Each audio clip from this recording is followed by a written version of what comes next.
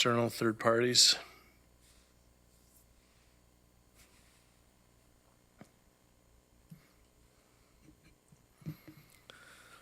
Okay, good morning. We're going to call this Committee of the Whole meeting to order. And we are doing this electronically to comply with social distancing and public health protocols to stop the spread of COVID-19. All councillors are participating virtually, and I'll be chairing the meetings this afternoon from the chambers at 150 Frederick.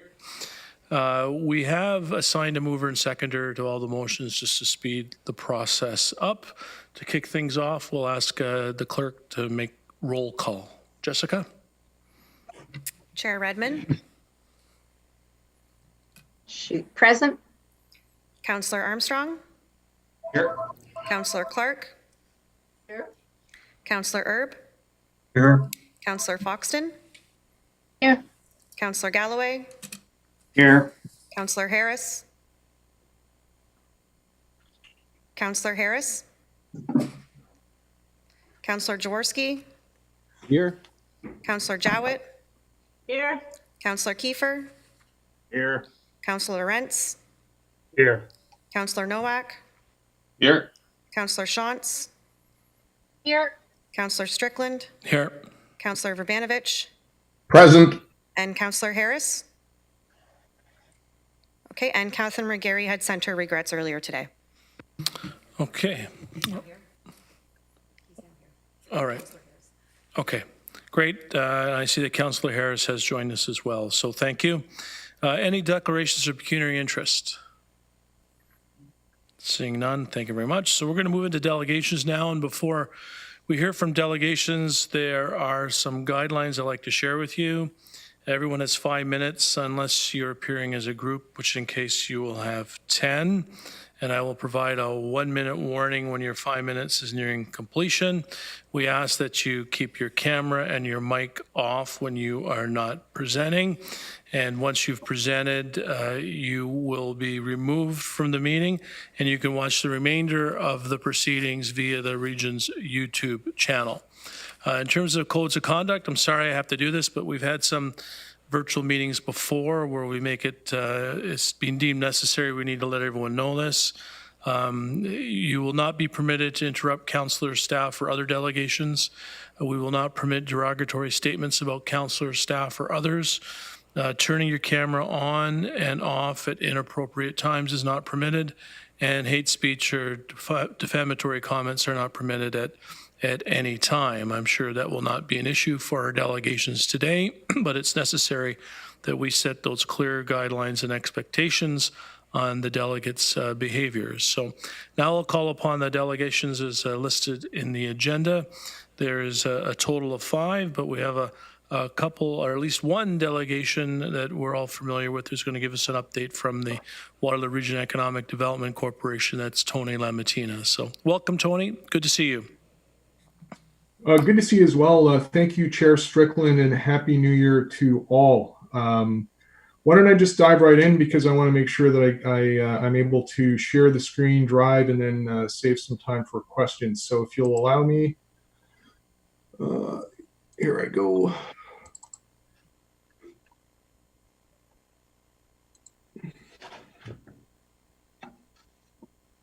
All right, I trust folks can see that. So I'm going to get right to it. This is just it's entitled A New Year Awaits. It's really going to be forward-looking. Last year was a year of weather. It's behind us. And I'd like to say that if last year started off really, really well and really, really strong and turned out to be quite a challenge, my prediction for this year is the exact opposite. We're going to start off in a very tough period. But it's going to be a great second half. So I'm very excited about that. Very briefly, we pivoted to support local needs last year. We set up the Business and Economic Support Team and, a number of kind of local marketing support initiatives on the government programs, but more importantly, on helping the community ramp up its PPE capacity. Really proud of the effort that we did. and that involved a number of partners. Companies like Eclipse Automation, Primet, and Canadian Shield have become central, very leading parts of this initiative, where we played a very active role and are a key part of the government procurement. Right into the meat and potatoes. What started off as a very slow year ended up being actually stronger than 2019, in large part because of the pivot. 11 closed deals, over 220 million in investment, 416 new jobs, and a number, thousands retained. Pretty even breakdown. When I think about the non-PPE notables, companies like Odyssey Interactive Digital Media, Triple Lift, and Z Modular, a company that's going to be a real leader in affordable housing, is represented our largest deal. And the other notable was the work on the MedTech cluster, and more importantly, the downtown Kitchener Life Sciences Hub. We ended the year in a very strong position as far as our pipeline, with 6 deals in forecast estimated at about 58 million. 2 of them are likely to close this week or next, and you know that that's the case when you're asked to provide comments on a press release. So I'm excited about being able to announce 2, hopefully as soon as the end of this week. The pipeline is healthy. When I think about the 5 years, I celebrated my 5th year in the role last week or the week before. Seems like 5 minutes, but it's gone by quickly. 56 closed deals, over $1 billion in investment value, 3,500 jobs created. And as you can see by the breakdown, it's been fairly evenly distributed between 3 cities and the townships, as on the basis of population. Lots of new and important and highly acclaimed internationally recognized marketing content. We went digital. One of the reasons why we did so well last year was that we were actually very well prepared, having made investments in digital marketing in 2018 and 2019. The entire team is HubSpot certified, and so it was very easy for us to pivot to virtual. Going forward, obviously, investment marketing has changed. You're seeing shots of kind of the hands-on touch. We're moving from this to no touch, and that's going to be very important. So I really wanted to focus on this. It's a long road. We're in a fairly challenging period now, where you're seeing a lot of fatigue, whether it's battle fatigue, which is a euphemism for the shell shock of the last year. I would say that it's important to look at this period with a longer term lens. 10 years from now, those who have said, I've been at it 10 months, it's enough, or 11 months, imagine looking back in 2030 and are we really going to say that I toughed it out for 11 months, but I'm not going to do 12, or I'm not going to do 13. We've got a few more months of this, and we should hang tough. In addition to stronger digital campaigns and the focus on strategic priorities, I want to spend a couple of minutes on the work with the region. Cluster development, strategic land development, the job sites challenge, East Side lands, airport investment, supporting talent retention. This is key work that is likely to be underscored in the years ahead, simply because we have to continue to differentiate ourselves, not just in Ontario, not just nationally, where we are kind of a beacon of a well-functioning city region economic development hub, but internationally, and challenges are going to remain. Clearly, we're all seeing the social instability in a deeply fractured United States. This week, some new tariffs on auto parts kicked in. Kind of the last vestiges of administration on the way out. We're going to see continued dampening effects of COVID, but I actually do predict a very strong rebound in the second half. And this remote work is a double-edged sword, especially when the Canadian currency is significantly less valuable than the U.S. Now that remote work is an option, it's both a benefit and a challenge. This, the tone of our marketing is going to continue to be important, especially because even with a Biden presidency, let's think about 440 million guns in the U.S., 330 million people, and millions who believe that that the election was stolen. What could possibly go wrong? So compared to that dynamic, we are a beacon of stability, and we're actually just seeing, and we started seeing this in November, our pipeline filling, without a lot of hard, aggressive marketing. So, it's important maybe to end off on this, that we spent quite a bit of time early on the collaboration blueprint. And that was conversations that we had actually before I even signed on, but in early 2016 with the townships, with the cities, with the region, with the key stakeholders on, who would take a leading role in what effort and where we would support. So own support, and in some cases, it was where the relationships were strongest. So that also involves some flexibility. A good example is, even though, Toyota is an anchor company and in the city of Cambridge would typically be lead, because of my pre-existing relationships with Toyota, I took a fairly active part and continue to do so. But COVID impacts, inbound, outbound missions will change dramatically, talent attraction, the region's work on sector and cluster development, retention and aftercare with our partners, and building kind of business-friendly processes and investing in smart cities. These are all going to be key things that help us market going forward.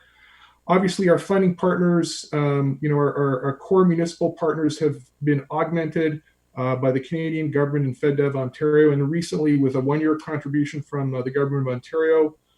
We hope that will continue, but the municipal funding has been critically important. And as we continue to look ahead, the main message here is that we really need to be focused on the future. We really need to continue to improve the collaboration blueprint. And I just want to say thank you. This is the team posing for a virtual shot late in the new year, late last year, but onward we go. Happy to take any questions, and thanks. I'm going to stop sharing the screen so I can actually see the expressions on people's faces. Nobody is asleep, which is good. And yes, so Tony, if they're asleep, I assure you their camera's off. Any questions for Mr. LaMantia? Thanks for a great report. We have Councillor Jaworski. Dave. Thank you very much. Through the chair, certainly nobody would be asleep with such an exciting report relative to a 2020 that was terrible for us, Tony. And thank you for your team, your leadership in your 5 years here. The work from home phenomenon. I think a lot of us are doing a lot of hand wringing over that, of what that might mean. What about space? But then there's other opportunities from industrial perspectives, and a lot of things seem to be hands-on, or researchers really need to be with their research labs, which is a lot of what we offer. Yet I didn't hear a lot about that worrying and hand-wringing in your presentation. Maybe you could just comment on that, of why things are still, maybe I'll let you use positive words, but what are things like now, if they aren't rosy?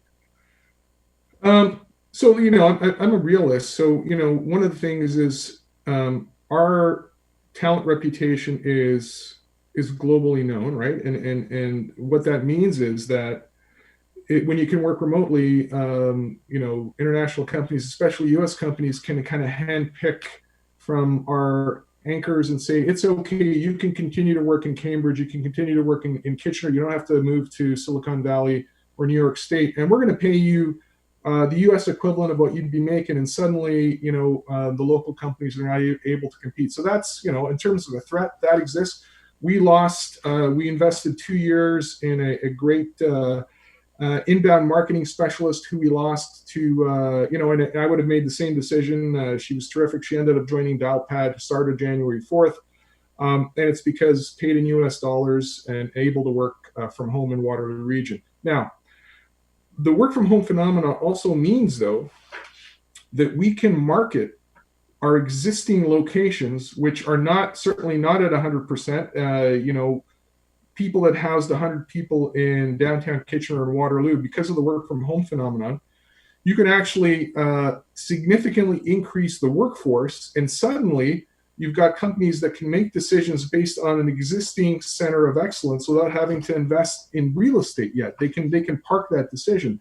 So we've seen a number of additions, and I'm talking about North American global mandates, in really important areas like artificial intelligence and machine learning, where they've said, our office on Phillip Street, for instance, only has, we've only got 20 people in there at any given time. Most of them are working from home.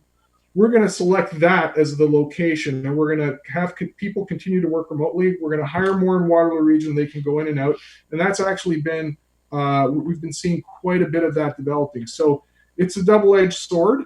Not all roses and sunshine, but I think that, the power is really shifted to the individual employee and less the employer. They can pick and choose how they want to work, where they want to work. And that's why the work that the region does and, all of the cities and the townships in making this community a very attractive one is critically important. You build the framework, you build the house, and we try to fill it with talent and helping local companies scale. So. Excellent. Thank you, Tony. Okay, thank you, Councillor Jaworski. Councillor Vrbanovic. Thank you very much, and thanks, Tony, for coming in. Happy 5th anniversary, and also thank you for all the great work that you and your team have done over the past year. I mean, it's quite remarkable when you think of all the challenges that we've been through as a region, as a province, and as a country. That you're seeing the kinds of successes that you saw, and I think it speaks volumes about your team. I guess as part of my question, and it maybe builds on what Councillor Jaworski was asking, but as we go forward now, how do we crank up our efforts to take advantage of the changes that are occurring? I mean, obviously, we haven't been able to do some of our outreach missions directly, and we're not likely going to be able to do that again this year. Should we be looking at doing them virtually potentially as an example? But how do we also crank things up to take advantage of some of the movement that we're seeing of companies out of the valley? And I know that we don't have the ocean and the sunshine of Miami as an example, which has become sort of a go-to place in Austin, Texas. But we have a whole lot of other great things, not the least of which is a whole lot more stability, at least right now anyway. So I wonder if you have any thoughts on that. First and foremost, virtual trade missions are in the development stage, and so I'll have more to say on that, and certainly we'll do that through the EDO committee that we have set up. They have actually worked very well. We did a few with the Accelerator Center where we had over 100 attendees from different parts of the world. So we've already done a couple. This time we'll ramp them up. On the marketing, so as an organization, we invested, and this is a big number, and it's a big number because if you think about our $2 million base budget, which has been consistent for the last 5 years, we've relied on federal and provincial support to do marketing because they don't actually fund bodies. But we have invested about $160,000. So that's like my kind of non SWB kind of component. So we've invested that much money, spent 18 months on a bid book campaign. And so if you think about the Amazon, HQ2 effort that some communities spent, hundreds of thousands of dollars on, and we partnered with Toronto on, we actually, through federal and provincial support, have a campaign ready to go, targeting C-level executives in key markets. So the U.S. Southwest, U.S. Northeast, South Central, some key locations in Europe. And so C-level executives, site selectors, and key investment intermediaries. We were going to launch that around the U.S. Thanksgiving. We decided that because of the challenges with this pandemic and the second wave being so difficult for a number of these intermediaries, that it would not be an ideal time to do that. Like you really want to do that when people are focused on not just surviving day to day or week to week or managing the pandemic, when they see a bit of blue sky, right? And so we're having some conversations about relaunching that. I think the tone matters because, you really don't want to set up a campaign that says, well, look how awful the community that you're living in is. Come to Waterloo region. That's kind of a silly, but kind of a tone deaf way to market. But certainly we're ready to go.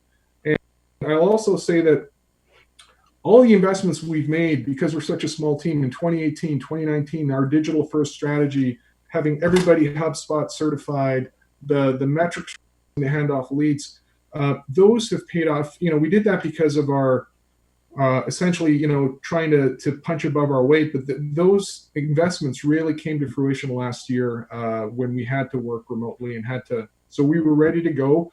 We're ready to go with a more aggressive direct marketing campaign, promoting Waterloo region and its key assets. And we're going to launch that, if I had to guess, sometime in February or early March. So very excited about that.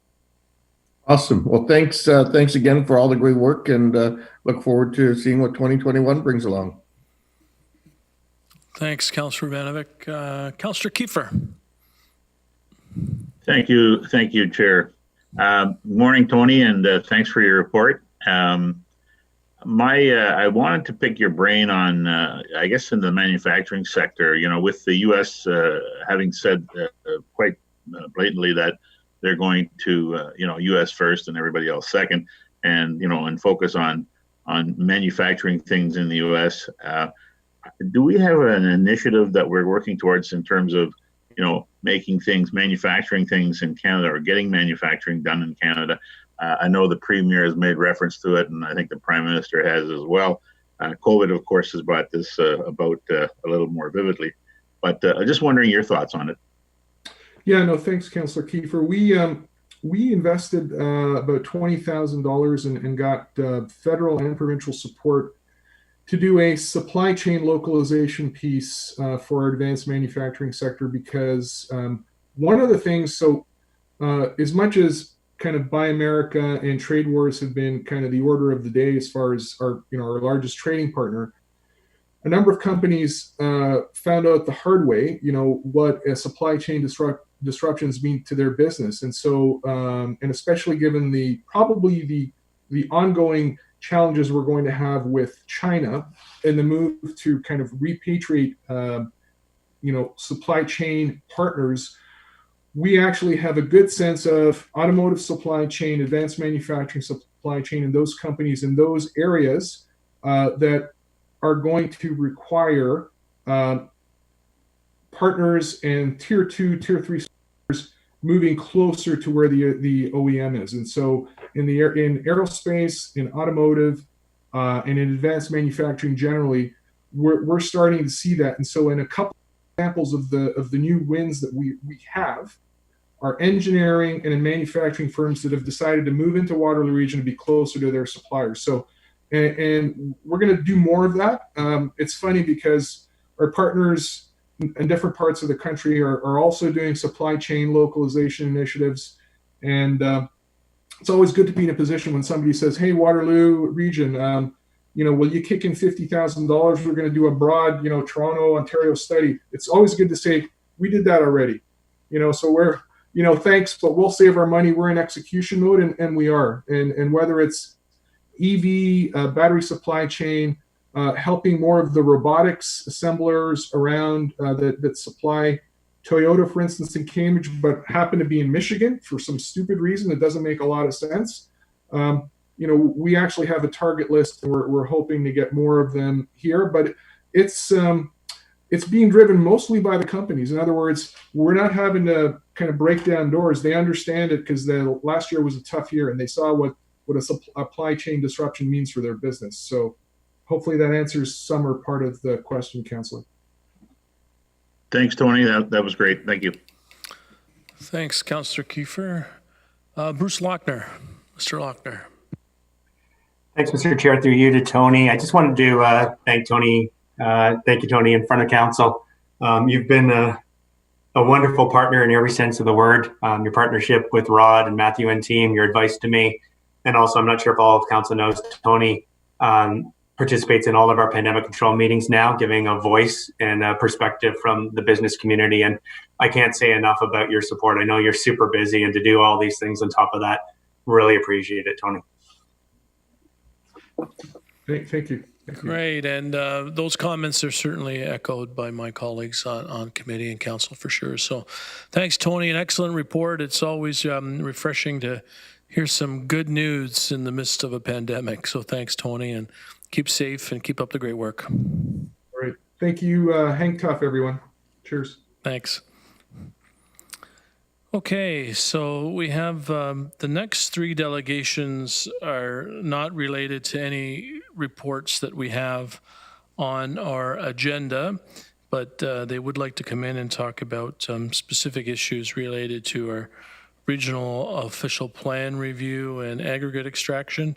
That the review will be underway later this year, but we do have a few delegations who'd like to make some comments on aggregate extraction. And the first person and group is Samantha Lernout from the Citizens for Safe Groundwater and Stephanie Goertz. The two of them, I think, are going to make a joint presentation, and they have 10 minutes. So Samantha and Stephanie, welcome. Good morning. So I'm just going to share my screen here and get going right away. So first of all, I'll just quickly introduce myself. My name is Samantha Lernout, part of Citizens for Safe Groundwater in Wilmot Township that formed in response to an application for a gravel pit in a wellhead protected area for the Wilmot wells, K50, K51. Through my personal journey in this process has opened my eyes to a gaping hole in policies surrounding aggregate extraction and water protection. I understand that the Source Protection Plan, the SPP, only came into policy in 2016. Therefore, it makes sense that there is progress to be made in water protection. I acknowledge that the province does not yet consider aggregate as a risk to groundwater, but the province's role is not to protect municipal water supplies.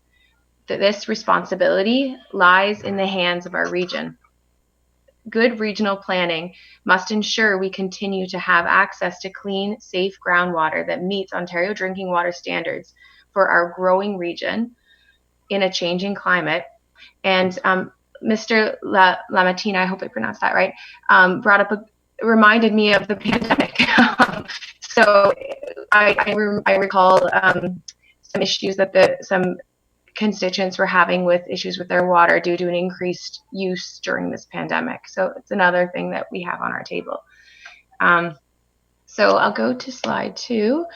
The region has done, I do want to say that the region has done thus far a fantastic job with what matters to its constituents, such as the country line boundaries, designating prime farmland, and taking the lead to protect its groundwater through such public campaigns as the Groundwater Blog, and leading the way by being the first municipality to install low-flow toilets to reduce water consumption and effectively reduce per capita water usage so that the need for a pipeline to the Great Lakes was taken off the table. We cannot afford to not do what is needed to stay where we are today and ensure that the protection of our groundwater is secured for our continued growth. This is the first thing that must be addressed when you're looking at a growth plan in CSGW's opinion. So with the intensified growth in mind, we feel the region must be prepared for the demand for aggregate as we build up while securing essential groundwater resources. I'm going to pass it over to Steph. Hi. When looking at the Source Protection Plan area map and then the map for the aggregate, it is clear that water and aggregate overlap. The big blue blob that you see in the map on the left is the Waterloo moraine. Professional hydrogeologist Wilf Roland, who has over 15 years of experience studying the region's groundwater and over 30 years experience as a professional hydrologist, describes the Waterloo moraine as one of Canada's greatest groundwater resources, an impressive aquifer that can exceed 100 meters in thickness and contains massive layers of permeable sand and gravel. Mr. Roland goes on to say, groundwater quality on the Waterloo moraine is variable. with local contamination issues due to nitrate from agriculture and from various contaminated point sources, such as fuel spills and leaks, contaminated industrial sites, and landfills. It sounds to me that this spectacular asset is vulnerable and it requires protection. Can aggregate extraction and its auxiliary activities continue to occur as it does today atop our precious and sensitive recharge areas without adversely affecting our access to safe, clean drinking water? Waterloo region is one of the fastest growing regions in Ontario. In 2020, your council and other municipalities declared a climate emergency. Have you considered how climate change will impact aggregate extraction atop a regional recharge area? What about the loss of prime farmland to aggregate extraction? With food demands increasing and food security threatened, you need to consider if a mined pit can be effectively and safely rehabilitated back to prime farmland. The region must first protect the public safety and access to clean, safe drinking water in order to grow. No risk is acceptable when it comes to water. We need protective policies in the regional official plan to provide safety and assurance to the public, especially as the provincial government makes choices to remove environmental safeties, such as reducing the authority of the GRCA. The regional official plan review team must plan for the region's growth while balancing our need for water, agriculture, and aggregate. We submitted a letter outlining 10 major concerns to the region along with supporting documents. We will highlight 4 areas: safe proximity to wellhead protection area, auxiliary activities in an aggregate pit, and the safe depth of extraction over groundwater. While we would like to see these concerns addressed everywhere, we will focus on regional recharge areas. So this infographic is a lot to absorb in a few minutes. So I'm going to draw our attention to just number 7, 8, 9, and 10. So 7, what is a safe proximity to recharge areas that aggregate extraction and its auxiliary activities can take place? So currently, aggregate extraction is not on the list of prohibited activities in wellhead protection areas. We understand that the region and the GRCA had suggested to the provincial government that aggregate extraction should be on the list of restricted activities in wellhead protection areas on 2 occasions. We believe that this should be brought back to the table, provided the growth that we're looking to take on and within the region. I'm next going to go to point 8, the accessory uses or auxiliary uses. So I kind of summarized 8 and 9 into 1 point because diesel fuel storage is in essence an accessory or auxiliary use. So what auxiliary activities pose the greatest risk to our groundwater? Wash ponds, reprocessing and stockpiling in regional recharge areas, fuel storage, watering and pumping. These are all activities that happen in excess of just pulling the aggregate out. Did you know that the wells in Wilmot are currently being studied for nitrate levels? Increasing pumping in the area could affect the already potentially high levels of nitrate and affect the flow of groundwater. Wash ponds can introduce issues with sediments and contaminants leaking into our groundwater. We have submitted a multitude of supporting documents in our letter that support this concern. Are these auxiliary land uses essential and worth the risk in these sensitive and important areas? And then I'll move on to our last point on the infographic that we'll discuss this morning or this afternoon is number 10. What is a safe depth of extraction over these sensitive recharge areas? Sand and gravel serve a purpose where they lie today. As mentioned in the I Am Groundwater blog, it's the sand and gravel that cleans the groundwater. This natural capital is serving a function and has a value where it sits today to clean and protect our drinking water. Furthermore, the 1.5 meters that's left above the water table in gravel pits, in an above the water table gravel pit, is outdated. Quoting Michael and Emil Friend, highest on past record is not necessarily the same as highest in the future, where climate change will play a dominant role. This means that water may rise above the pit floor and flood the pit. The resulting swamp or lake would communicate directly with the aquifer, thereby enabling contaminants leaking from flooded machinery to gain direct access to water supplies. This sort of risk is completely unacceptable in regional recharge areas. And then, Samantha and Stephanie, just want to let you know you have a minute left. okay. Slide 10 is this. Sorry, this is an additional point that is not on our infographic, but has been brought to our attention by experts. We believe that that only the region can be responsible for ensuring the public has safe drinking water that meets the Ontario water standards. Appropriate and diligent monitoring of groundwater on site of an operating gravel pit in a source protected area must be the responsibility of the region, not MNRF. So in conclusion, understanding the current political climate, we are urging our region to represent the concerns and stand strong in their initiative to protect groundwater from all activities. This will also build public confidence in the source protection plan. The region has proven that it has been a good leader. The policies for aggregate, source protection plan, and agriculture in the official plan require our council to be confident and strong in knowing what is important. Council, please urge regional staff to ensure our concerns are heard and addressed. The first thing our regional planning team must ensure is that our access to safe, clean drinking water is protected.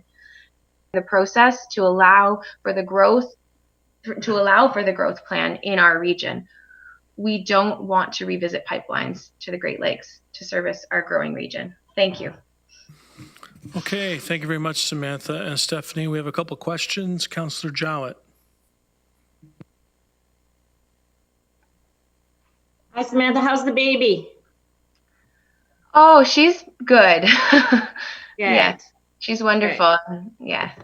I'm glad to hear that. So thank you, both of you, for coming out. I've enjoyed many of your presentations. And I also want to thank you for your commitment and your engagement to this very critical issue. I do want to update you. You do know that the bill 229 passed, was read and was passed in less than 32 days through royal assent. We do have some good news, Samantha and Stephanie, in that our own CEO, Sam Lawson, and of course, Michelle Sergi, our regional staff member, are both representing us in the task force created by Minister Urick to ensure that the regulations that come out have been more thoughtful, I will say.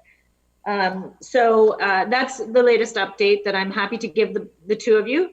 And again, I appreciate very much your constant commitment to this particular issue. And of course, you are well aware that our own Mayor Sue Foxton has been tremendously supportive and engaging very strongly in sharing information and the perils of too much aggregate in our watersheds. So I'm sure she wants to speak to that too. So once again, thank you to both of you. It's citizens like yourselves that help us move protection like this forward. So thank you so much. Thanks, Councillor Jowett. And indeed, Councillor Foxton would like to speak. She's next. Councillor Foxton. Thank you. And thank you, ladies. Good talk. You need to know that the regional staff, and I'm referencing Rod McGeer and Michelle Sergey, are 200% behind us. Totally believe in what we're doing. Keep drilling at the province logically, systematically, in hopes of protecting our water. The negative is, and you also know, the Minister of Natural Resources and Forests does not believe it has any impact at all. He said he will allow any number of pits to go below the water table. It will not affect a thing. He said that to my executive committee of TAPMO. He also has now been put in charge of GRCA, and if a municipality denies an application, he can overturn it. So that's what we're working with. TAPMO's coming up with some strategies. We're meeting again in a couple weeks, and we will be meeting with the ministers in February, attempting to make them understand. I don't know whether they just want to bury their head in the sand or what, but one aggregate company had below the water table, or above the water table, made a mistake, they said, and went below the water table. And the minister said, oh, well, then go ahead. So that's type of things that I'm frightened about. And for the council's awareness, as you know, these ladies are representing a pit that's going in Wilmot Township. And basically, not a problem, except that, and I took this to the minister, ladies. I said to the minister, in that area where the pit wants to go in is already 6 licenses. Out of those 6 licenses, none of them have been activated. People want to gobble up licenses, but do not want to flood the market with aggregate because they lose money. But they know that it's locked forever for aggregate. So we will keep up the fight. You keep up the fight. Realize the region is your partner, and some of your best partners, Rod and Michelle, are brilliant. And also their logic. Oh, so we lost your I've lost it. Yeah, we've all lost it. Just Councillor Foxton's voice is all we've lost. We're really together, but it's just Councillor Foxton's voice that we got lost. Can you hear me if I take my video off? Yeah. I can hear you better now, yeah. So where I get angry, Michelle and Rod are logical. And they're probably one of our best bets to keep up front and center. So Rod and Michelle, thank you so much for what you do. We still need you. And with our work with GRCA and Councillor Jowett and Samantha Lawson, we'll keep up the fight. Okay, thank you, Councillor Foxton. Councillor Shantz. Thank you.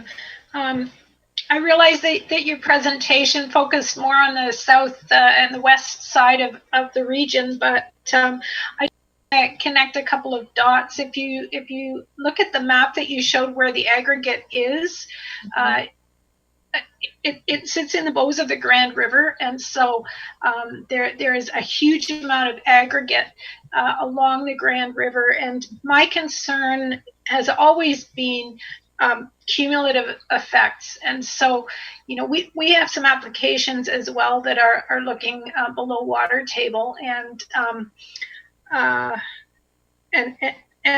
guess I just want to emphasize the importance of tying all of the pieces together, and not just in the recharge area. Although the recharge area is of utmost importance.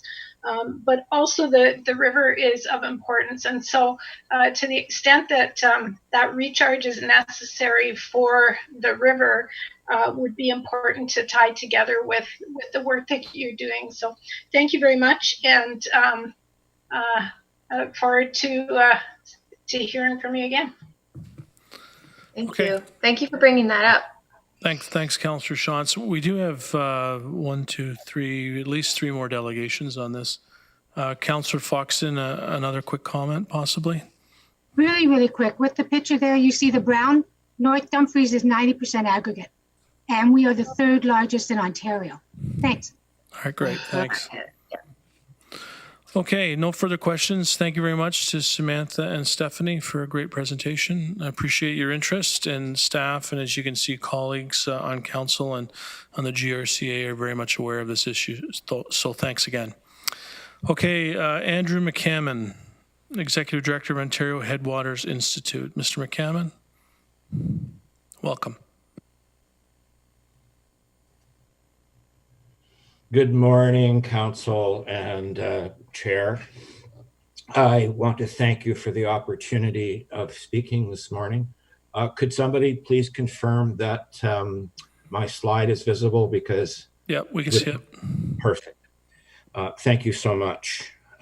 Just going to give you a very simple background to jump to some provincial lenses. We very much support the of Samantha and her group and the wonderful PowerPoint and the submission she's made. And so we're providing some additional points to consider. Just very quickly, we were originally formed to address headwater health. Headwaters are essentially first, second, and third order streams and other areas, but we have evolved into being a full service watershed management organization. We run 3 fairly extensive portfolios on a lengthy website, and we develop a lot of projects with regional partners. Yesterday, we just launched Headwater Alliances, and we're working to create a number of alliances with partners across South Central Ontario. Being an old hand in this area, I have always been aware of the leadership from the Grand River Conservation Authority, and I have family and friends who live in Waterloo, and I've also been really aware of the leadership on water conservation, the swap out of toilets, low flow shower heads, and that sort of thing. So both the region and the GRCA have a great deal to be proud of in leading Ontario in groundwater protection. We also give a tip of the hat to a couple of the aspects that are very progressive in the regional official plan. I hope you're familiar with them. 9C4 on cumulative impacts, 9C6 on surface and groundwater quality, quantity, and direction. Everything listed there except for temperature, which is an emerging concern. And of course, the hydrological investigations in 9F2B. There are, however, significant challenges in aggregates. And these are both provincial, which are really in the first set of the 3 bullets, and then sort of more local issues. The reference to cumulative impact is in regional policies, and which is in the provincial policy statement. Actually, there's no guidance on what that means and how to do cumulative impact assessment. In spite of incredible efforts within Ontario ministries over the last 10 years, we are now embracing wetland offsetting and the construction of artificial wetlands, which is really problematic. And there's really no timelines for pit rehabilitation, which can really frustrate local residents and delay the return of things like agriculture and improved water protection. One cumulative impact not currently recognized very much, although referred to by one of the councillors, is the when pits are side by side. You know, one pit can impact local things; they'll go around it. But when you put 2 or 9 pits in a relatively small area, it really impacts animal migration, breeding, nesting. North America has lost 3 billion birds, and I'm not going to put that at the foot of our aggregates, but it's the cumulative impact of what we're doing. So it's and one of the councillors mentioned that in terms of all of the pits along the valley corridor of the Grand River. Andrew, a really Andrew, big one for us just is a the heads reverse. up, Andrew, you got a minute left. Yep. Okay. The reverse owners on landowners to prove why water levels have been lowered or reduced. And that's in conjunction with sparse agency monitoring. So we have a few suggestions for your future deliberation in maintaining your leadership in groundwater protection regionally. And they're fairly straightforward. Request a provincial expert panel on cumulative impacts. There's all aspects of corporate reporting that are not public domain and would add to the provincial database. We suggest a regional moratorium on wetland offsetting. We strongly advise considering the role for public participation in pre-submission consultations. That's not invited to the pre-consultation meeting, but to define some role. I think also we need a quick response team when a local person reports change in their water levels or sediment or having to drill a deeper well. Currently, that's not, they need help. They don't need to go out and spend $27,000 hiring their own hydrogeologist. So we suggest a regional quick response team. And I hope I made it. Thank you very much. Thanks very much, Andrew. Really appreciate that. We recognize how challenging it is to get these presentations within 5 minutes. So thanks for your efforts there. No questions from committee, so thank you very much, Andrew. Appreciate that. The next delegation is Linda Laepple. Read the official plan with respect to Wilmot. Linda, welcome.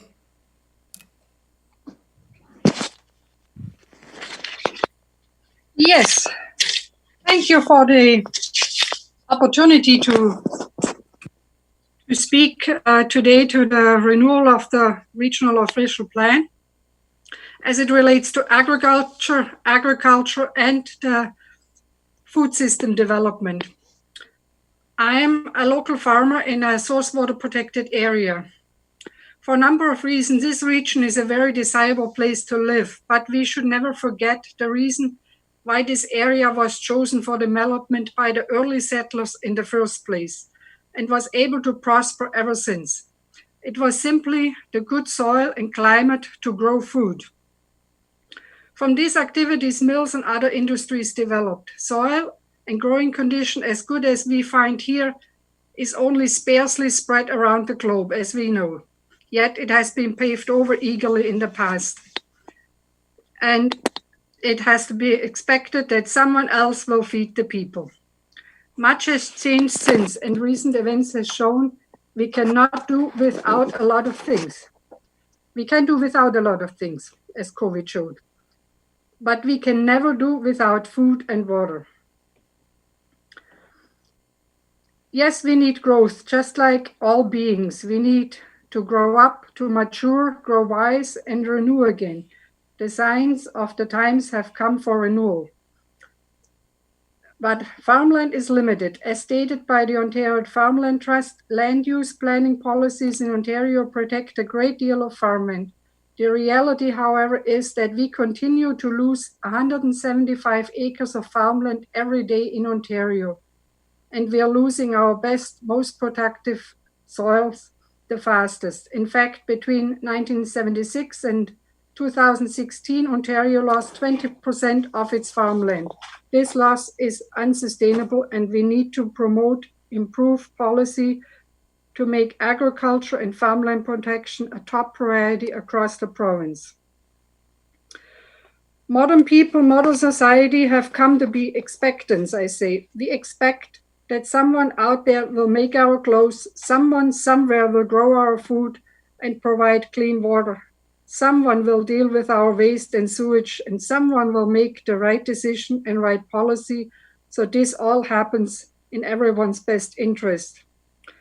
You and me here, we are some of these someones, and I would like to make a few recommendations to protect land, to grow food, and protect water. Therefore, please consider new housing developments and new aggregate extraction sites should no longer be permitted on prime agricultural farmland. Since less than 20% of gravel pits have been rehabilitated and simply can never be brought back to the same quality of commercial farmland than before extraction, these idle lands should be zoned for micro farms and future housing developments. To bring back a more just, sustainable, and sovereign food system that meets the demand of our multicultural society, the following should be considered: larger and independent managed community garden plots and permission of micro farms on vacant lands or wherever it is available, even within city limits. Make it fashionable to allow and grow food on lawns. Create policy that allows for rental meat processing facilities, stationary or mobile, for families to look after their own needs in a safe manner. For better source water protection, I recommend the region of Waterloo pioneer a new concept that will build a more effective and lasting relationship between the region and those working the land in source water protection areas. In Europe, this is a well-established, proven concept in place since decades. The concept would, in addition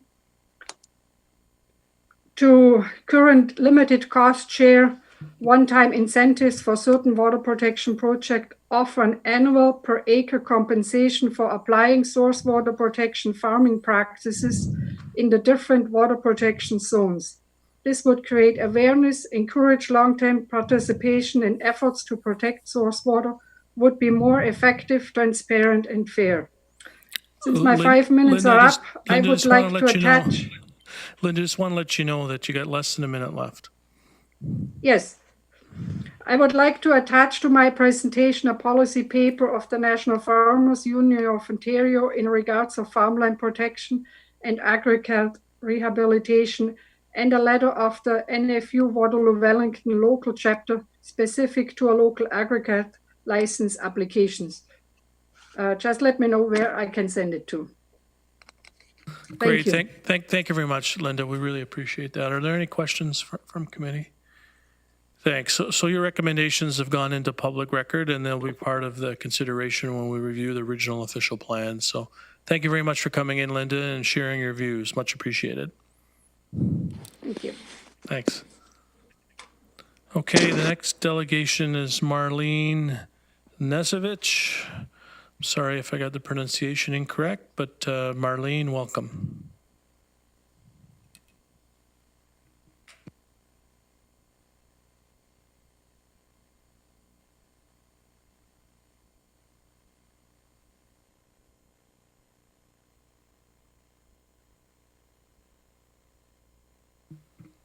Okay, we can't hear Marlene.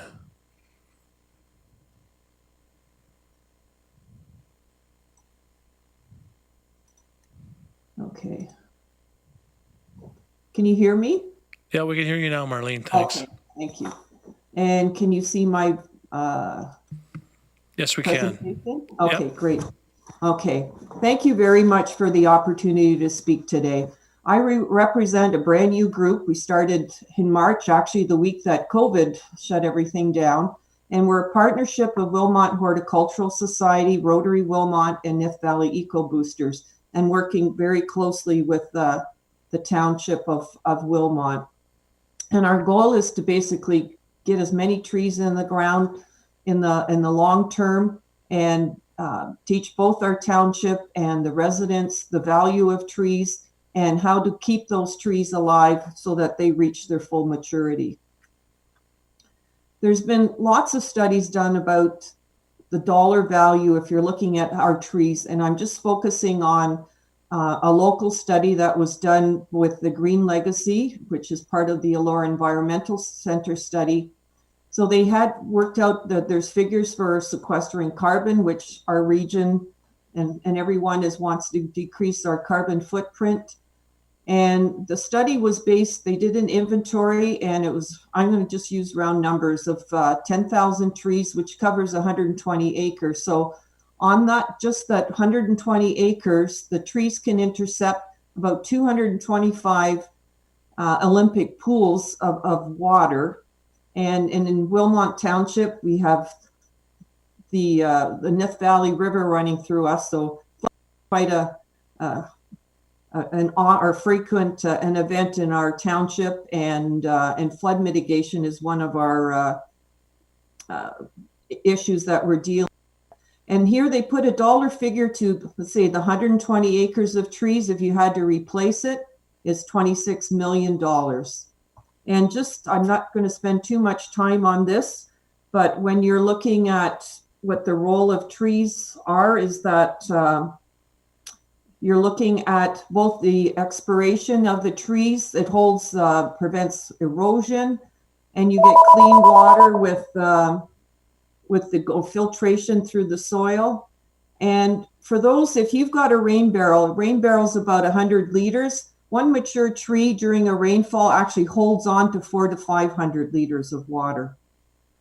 So it's very important just to get more trees. And this is just a quick list. I imagine most of you are kind of familiar with this: watershed protection, shading and cooling. Research shows in a forest it decreases by 4.5 degrees Celsius the temperature in that area.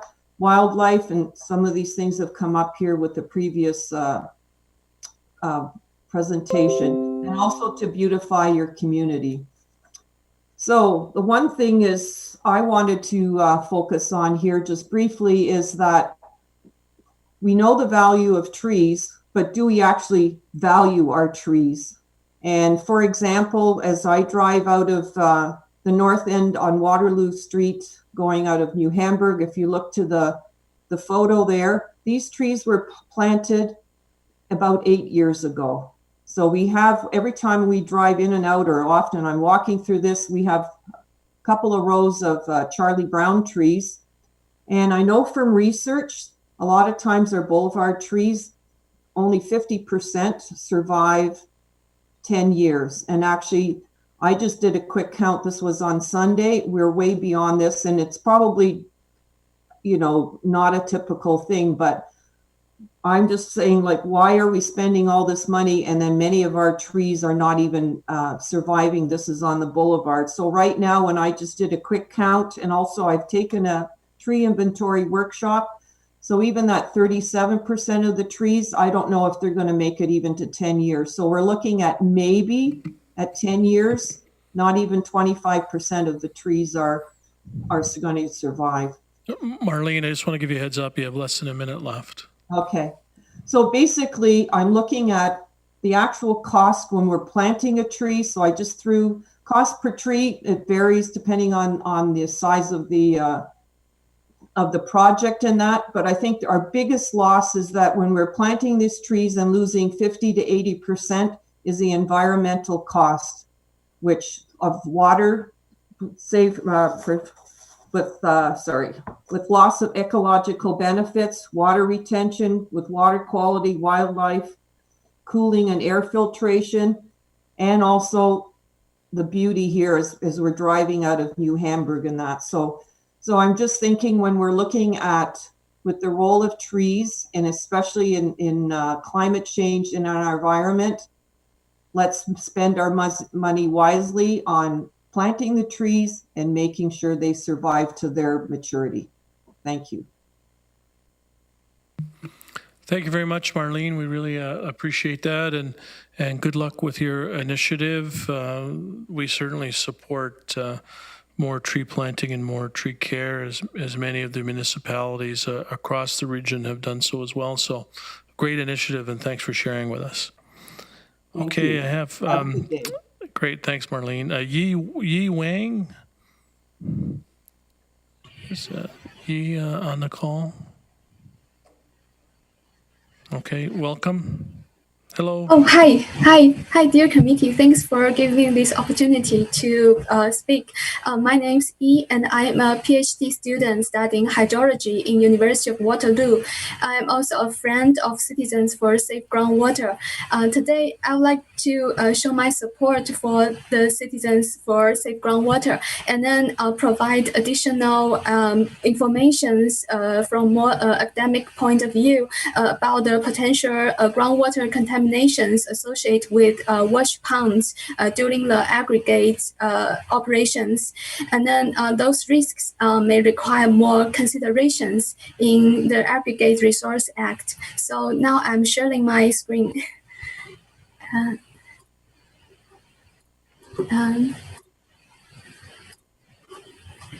Yes, so this is in this slide. This is a common practice of the wash pond for the aggregate. For the aggregates mining operations. So you can see this is a closed loop that the source water pond that penetrates into the water table, so it has a direct contact with groundwater, and then so if this not only result in a negative impact on the groundwater aquifer because it have the destructions on the aquifer, but also have some risks in groundwater contamination because the soluble or suspended contaminants can go into the groundwater through the source water ponds. And then there is some potential leakages from the settling ponds so that the contaminants can also enter in the groundwater. And then these contamination risks has been summarized by the research. So here I show the research on the left top side, and then there's a very detailed descriptions about this negative environmental impact. So this is my first concern. And then the second one is because the mining operation accelerates the fluctuations of the water table levels, so which can promote the contaminate flush into the groundwater. So for those area where have like the aggregate stocking like piles there, or it's for the dumping sites or other like already polluted soils or any agricultural land, the fluctuations of the the water table can promote more contaminants into the groundwater systems. So this is my second concern. And then actually this has also been studied and then report from the research paper. And then when I checked the locations of those washing ponds and then those recycling areas, I found that some gravel pits, their locations are very close to other important ecosystems like wetlands and forests. And then during the extreme weathers, like storms, and then the contaminations might migrate into other ecosystems through the overland flow, and then so that there also have some potential risks, like contamination risks on surface water, so not just the groundwater. And then this haven't been really considered in the study or any legislation. So I would like to bring about that concern. So these are my 3 concerns, and thank you for listening. Well, thank you very much, Ms. Wang. That was a lot of information in 3 minutes. So congratulations to you. And, thank you. And thanks for a very thorough presentation. Much appreciated. I do see a question from Councillor Foxton. Surprise, surprise. Just wanted to state that I asked Rod Regier how much of our water is groundwater, and I believe he told me the 90% range, which is a huge amount. So we not only have to be careful to protect the water underneath the ground, but also groundwater. Yeah, exactly. Yeah, thank you.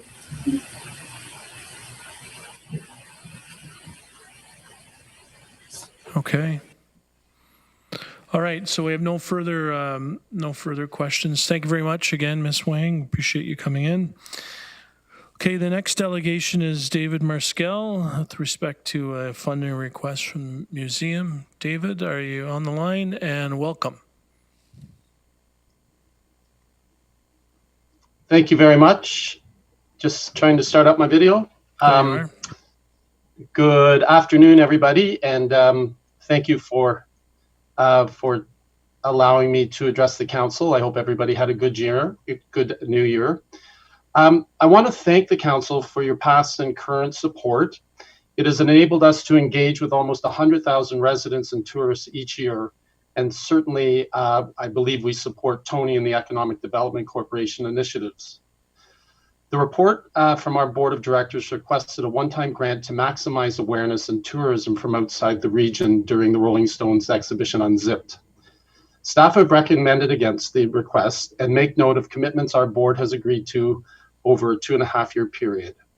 I am pleased we've met all commitments and are on track to balance our books ahead 1 year ahead of the plan.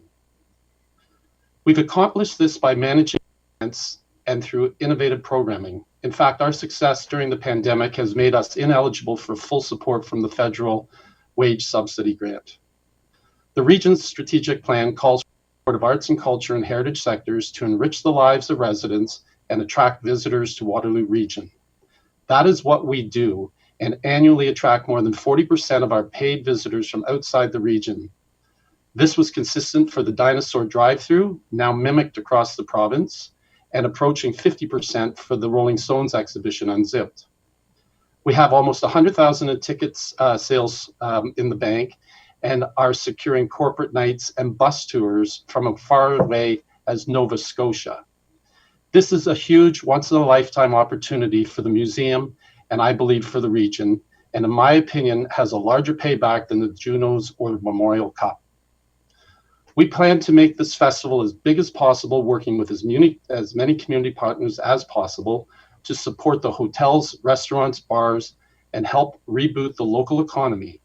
It is the year of the Rolling Stones. Tomorrow, we will unfurl the building wrap at the museum, and next week add an ice sculpture of the famous tongue in our museum alcove. We are in negotiations to augment Unzipped with band member Ronnie Wood's art show and sale and create an exhibition on the rich history of the local music scene called Reverberations, Our Rock and Soul Legacy from Cambridge to Waterloo. We have reached out to Waterloo Tourism, who are offering in-kind support through their website and social media, and also assistance with creating hotel packages.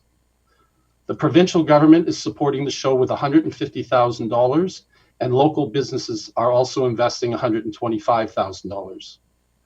The infusion of $100,000 in marketing dollars from the region will come back in short-term and economic benefits, which provincial analysis suggests for every 10,000 visitors, 10,000 will stay overnight, or 1,000 people paying upwards of $200 a night, plus food, plus gas, plus retail spending. Longer term, this will have a significant impact on maintaining and attracting skilled workers and a new increasing need to compete for university students. This request could be fulfilled via the hotel or mat tax meant to help support tourism. We understand that money is tight, is tighter than ever before, and but we hope that the council will share vision and maximize this world-class exhibition, which was drawing 800 people a day in a much smaller city in Europe prior to them being shut down in December. I urge you and hope you will take advantage of the Rolling Stones brand, an exclusive Canadian presentation of Unzipped. Also, if any of you wish to join the Stick Out Your Tongue at COVID campaign, please let me know and we'll make sure you get one of these. Thank you. All right. Thank you very much, David. There is a recommendation we take no action, moved by Councillor Nowak and seconded by Councillor Redmond. But before we do that, we're happy to have some discussion. Councillor Vrbanovic. Thanks, Chair Strickland and David. I'm just wondering, first of all, thanks for coming in today. And I think the one thing we all can agree on is that we want to stick out our tongue at COVID. There's no question about that. Obviously, you know, part of the challenge right now is there's a lot of moving pieces still for us in terms of funding, and you know, there's clarity that we don't necessarily have from the provincial and federal governments. Yet I do see something like this as having significant tourism potential throughout the region. In your dialogue with Minto and Waterloo Region Tourism, I'm just wondering if you've had any conversations around the hotel tax piece, although I imagine those dollars are fairly limited because it's not like our hotels have been overflowing these days as they haven't been anywhere. Have you had any of those conversations with her? We have had a couple of initial conversations. We weren't successful with some of our requests. They are willing to try to help us with in-kind support and so on. And I do believe you're correct that the mat tax is not hasn't been replenished or filled even for the first time. I hope we will fill it next year at this time. Right. And then the other thing is, in like the request right now has been looked at purely from a regional perspective, but I'm wondering if there's some value to having a broader dialogue and look at how we might potentially look at how this sort of leads into some of our post-COVID recovery efforts going forward. Have you had any conversation with the other municipalities in that regard, or? I have reached out to actually to all three of the main cities, Kitchener, Waterloo, and Cambridge, if that's what you mean, Barry. And Kitchener is definitely helping us in many ways find new locations for some of the extra exhibitions we've talked about, and offsetting some costs that are hard costs to us, like storage of crates. We have something like 23 53-foot trailers coming, and just moving those crates around will save us a lot of money, and there's storage opportunities as an example. We've just begun conversations with Dave Jaworski and Tim at Waterloo, and so I hope something will come of that, and I hope that we will have something in the Uptown core, as we did with our last exhibition, an actual presence. And in Cambridge, I'm to address their council at some point in the near future to update them on what it's all about. And I would offer that to anybody, any councillor, if you wish to spend 20 minutes for me to take you through the exhibit so you fully understand the breadth of it. Okay, and the last question is, I know you mentioned provincial funding. Have we explored what, if any, funding might be available from the federal government? Or is in fact this something part of what we might be, advocating for? And instead of making a definitive decision today, perhaps leaving this issue until a future point in time, until we see, what dollars might be available from the federal partnership, from the federal partners, and seeing whether or not, matching dollars are required to be part of that. I'd be happy to defer it if that makes sense to the council. We do have another fairly significant ask at the provincial level under Celebrate Ontario. It's a little more challenging at the federal level. Their tourism dollars normally are dedicated to offshore and bringing people to Canada. But in the near future, I believe that's going to be more about moving people around locally and in their own province and so on. So there may be a will. I've reached out through Bardish to try to initiate a conversation at the right level there with the right people there. Okay, great.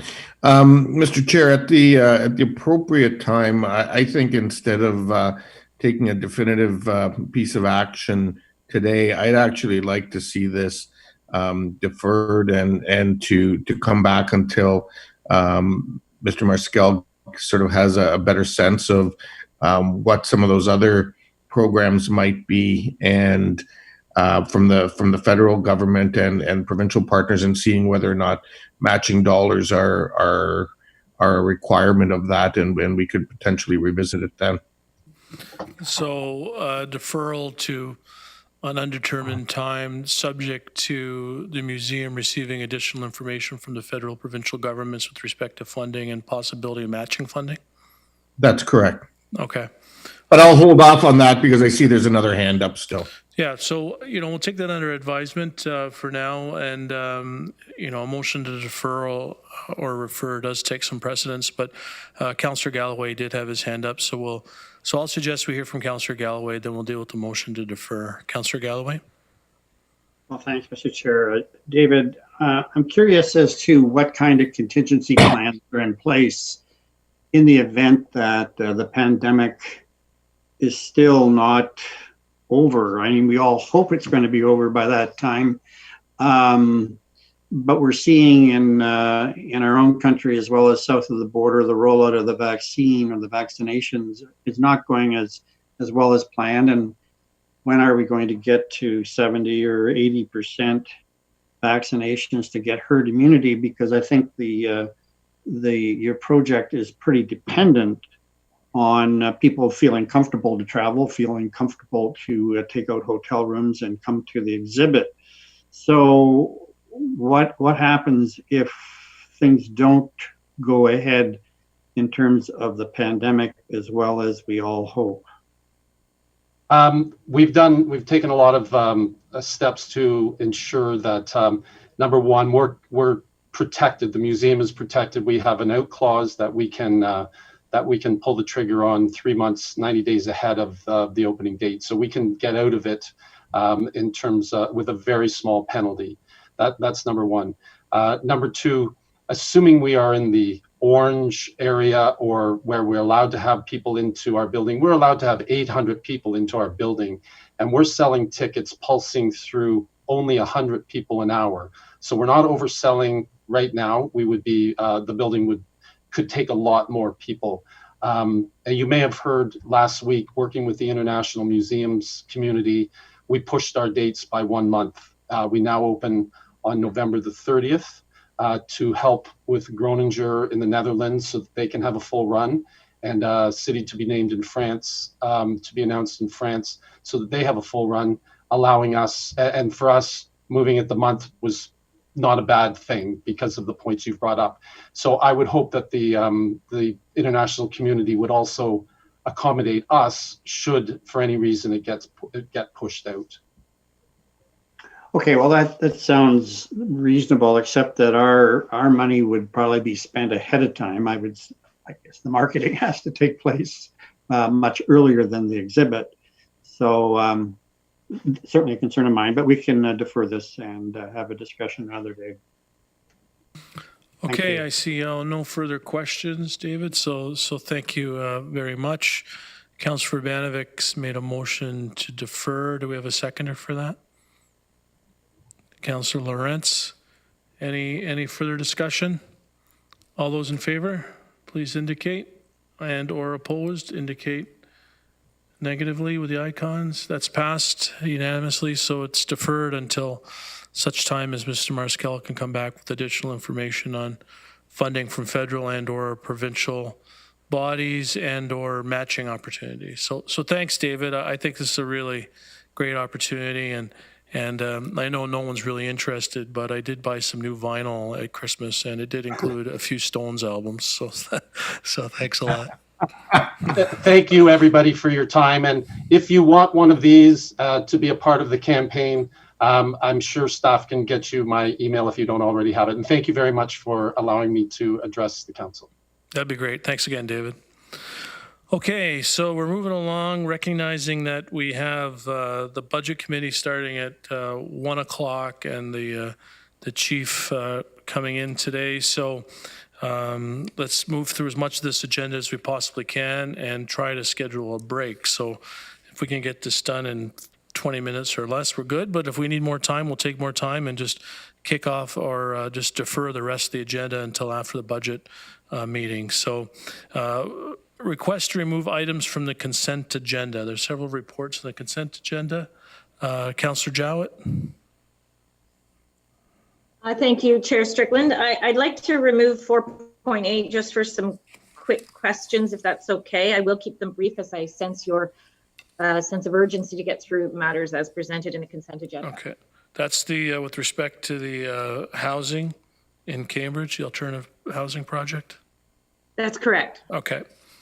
All right. Moved and seconded, all with exception of 4.8 by Councillor Shantz and Councillor Harris. All those in favor or opposed, please indicate. That is carried. Okay, Councillor Jowett, 4.8. Thank you, Chair Strickland. And I may have missed something. I did quickly peruse the report as we had a fair bit of documentation on the agenda. And I'm looking at the amendment as written, and the $1,226,252 for 6 units, and the math tells me that that's $205,000 per unit. And maybe I've missed something, so if somebody can just help me understand where that cost comes from, because it does seem like a lot.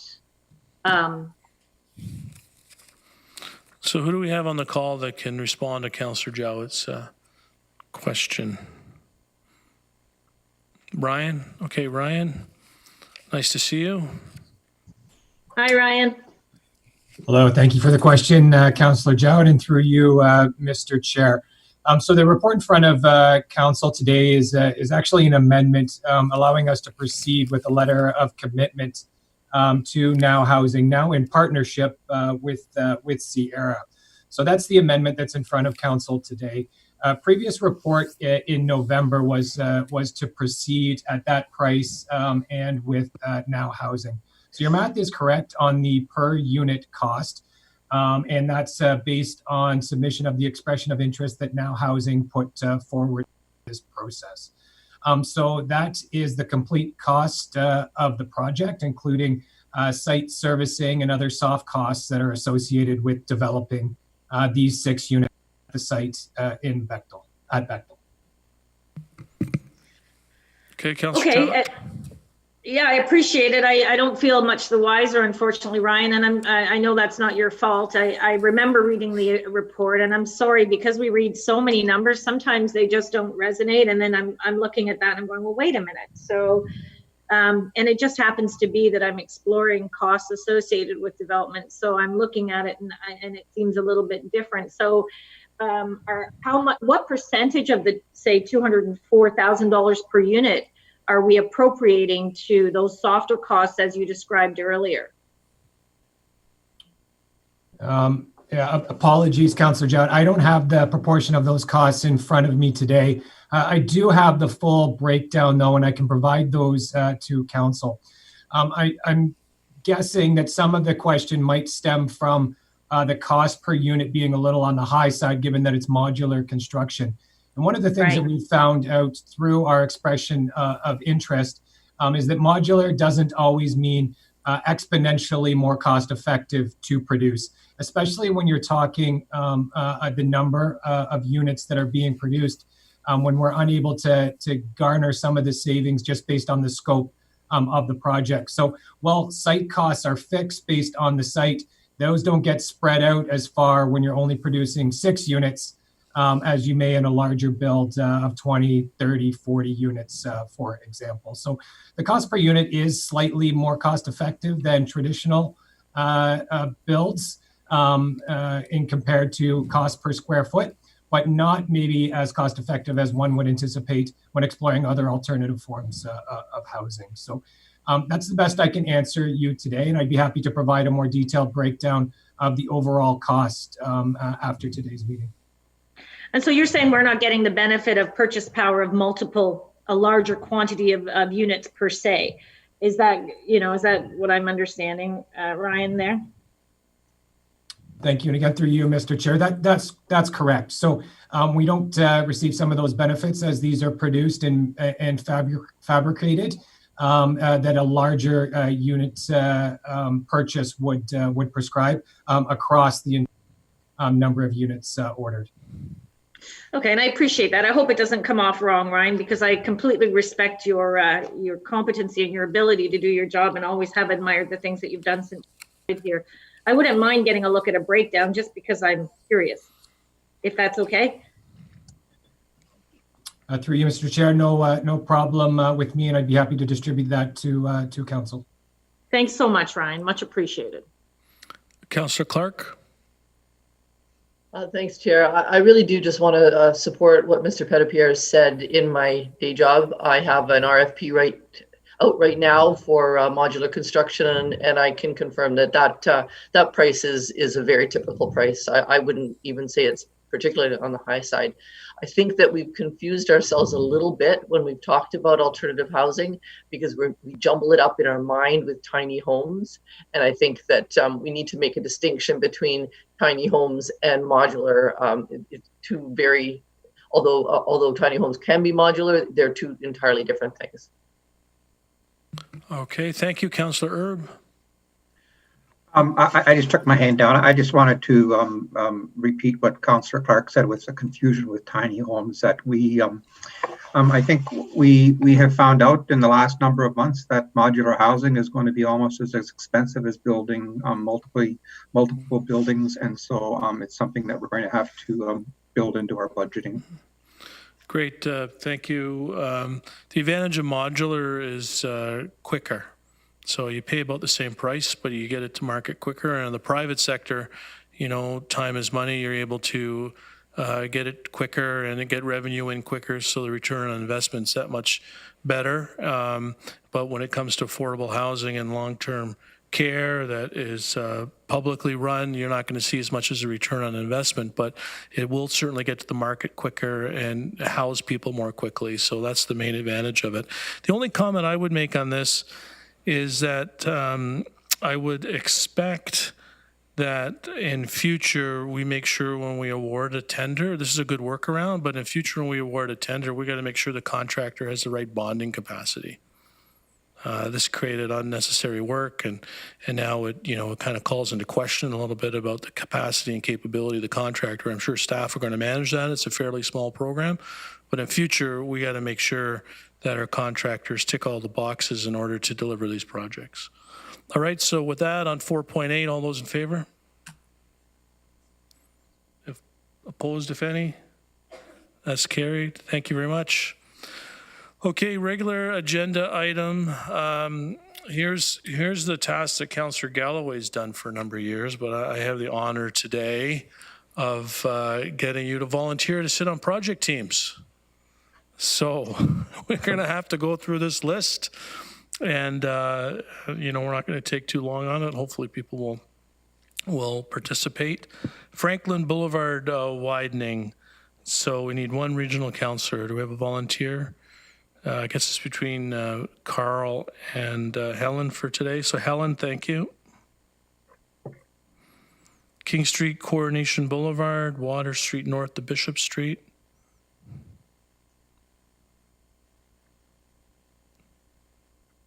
Carl? No? That's okay. It doesn't necessarily have to be from Cambridge, I guess. Councillor Jowett? No, that's fine. That's fine. I'll do it. Sorry, Chair. Okay. No problem. Listowel Road to Township 12 in Woolwich. We have one local councillor, one regional councillor. I'll do the 3 Woolwich ones, Chair. Oh, thank you, Sandy. That's great. Sensitive Regional Transportation Corridor Design Guideline. I'm not really sure what that is, but I'm sure staff are well aware of what that is. We need one regional councillor. Can someone explain for us, please, what that exactly is? That's a good question. Who do we have on? Is Phil or Steve? Can someone let us know what that is? Steve? Through you, Mr. Chair, the context-sensitive design guidelines are guidelines that staff use to design regional road projects. So they lay out the different components of the roadway depending on the context of that road, where it sits, what the adjacent land use is, and it provides guidance on lane widths and pedestrian and cycling facilities and space in the boulevard for amenities and other things. Okay, so fairly technical. Do we have a volunteer? Could be anyone from the region.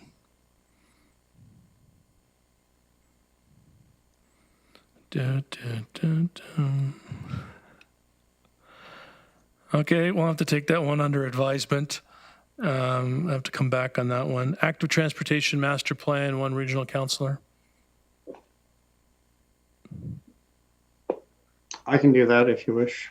Okay. Councillor Galloway.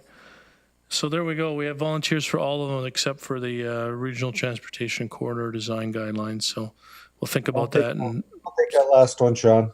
You'll take it, Dave? Yeah, Great. whatever Excellent. it is, sounds good. Well, it's a technical committee, which I think is right up your alley, Mr. Jaworski. All right. Excellent. Okay. So now moved by Councillor Vrbanovic and seconded by Councillor Armstrong that all the regional councillors be appointed as previously mentioned. So let's take a vote. All those in favor? And opposed? That's carried. Thank you very much. Any questions on the Regional Waterloo Response to Ontario Rebuilding and Recovery Act Accelerating Infrastructure Initiatives? That's for information on page 47. No questions. Automated speed enforcement. Sorry, did we miss something, or did I just miss it? the face covering and code of use bylaws? That was part of the consent agenda, Councillor Shantz. So we approve that. Okay, it's listed as regular. Thank you. Okay. Okay, automated speed enforcement update. Any discussion on that? Councillor Clark? Thanks, Chair. I just wonder what the status is of the AMPS provincially and in terms of timing, and if it's amended, will our concerns about staffing resources continue? I'm just having difficulty understanding the connection. Mr. Schmidt? Through you, Mr. Chair, I think Mr. Van de Keur may be best able to provide an update. I think it's something that's still in very preliminary stages, though, and still continuing to work. And we'll have to assess what the impact would be on staffing. The same as we'll have to see what exactly happens as we start to implement this. You've probably seen in the media, and if you've been out and about, we put up the signage. We have to actually put up signage 90 days in advance of us starting. So within about 90 days or so, we will be starting those cameras up, getting them installed, and then we'll see what the impacts are on our staff. POA in particular is probably most impacted. Okay. Okay. Does that help, Councillor Clark? Yeah, thanks. I thought if it were more imminent, it would be another matter, but that's fine. Thanks. Councillor Vrbanovic? Thanks, Chair Strickland. Just to be clear, the only part that's in the motion right now has to do with the AMPS piece. While there's other parts that are referenced from a motion that comes from Kitchener Council, I plan on raising this issue in budget. But so dealing with the AMPS part of the motion, even though there's other things in the report, does not prevent it from coming up in budget, correct? When it comes to budget day, if we need to add some more in, I mean, that's perfectly fine, I think, subject to council's approval. Yeah.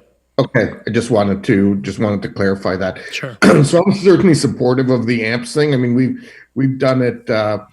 Kitchener and Waterloo have done it for parking, and it's worked well.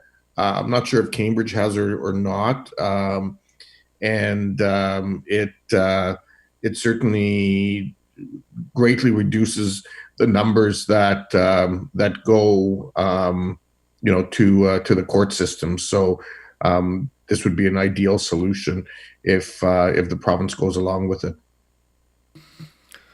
Okay, great. Thanks, Councillor Vrbanovic. Certainly agree with that in terms of expediting the fines through the municipalities. So moved by Councillor Clark, seconded by Councillor Erb. The recommendations there to go to the administrative monetary penalty system.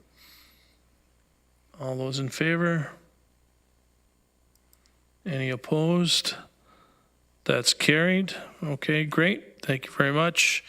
The next item is on the museum. We dealt with that. We deferred it. Any council inquiries and requests for information? Seeing none. Other business, Dr. Wang, we're going to get a COVID-19 update. Dr. Wang, welcome.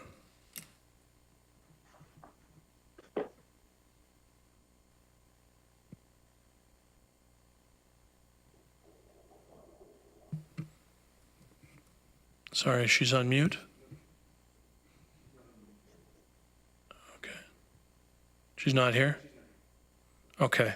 So maybe we'll tack that on to budget later on today if we hear from Dr. Wang. Oh, yeah, Bruce emailed me. There's a provincial update happening right now or something. So, all right, we'll move on then to the regional clerk recommendation appointing Councillor Arentz to the Licensing and Hearings Committee. I'm assuming you've agreed to this, Jeff? I have reluctantly, no. Okay. And we haven't met in almost 2 years, so, or in fact, longer than 2 years. So, yeah, I think there's some issues coming forward, so I don't mind doing it. Okay, great. Well, thanks for volunteering. Moved by Councillor Redmond and seconded by Councillor Shantz. Please vote accordingly. So, Jeff, that carried narrowly.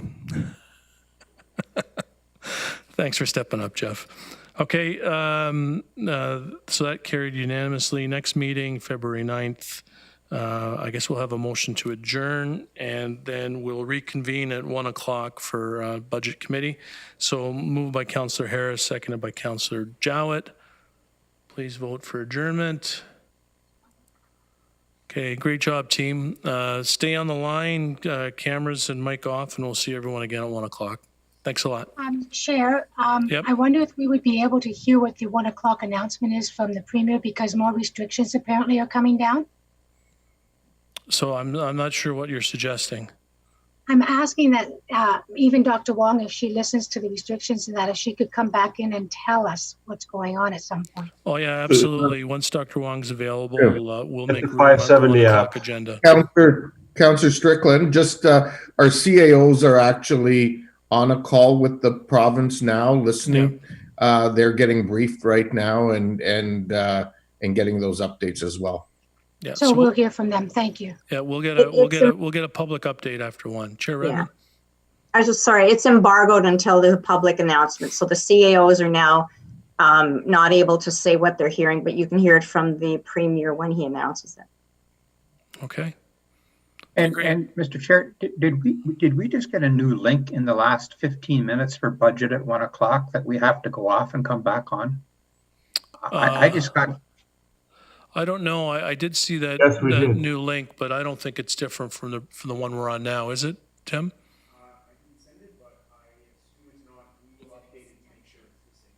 Okay. I think we can just stay on this line, right? Okay, we just stay here, and I'm not sure what that was about, Jim. Okay, thank you. Oh, it was a timing change administratively. Okay, see everyone at 1. Thanks. Thank you. Good job, Sean.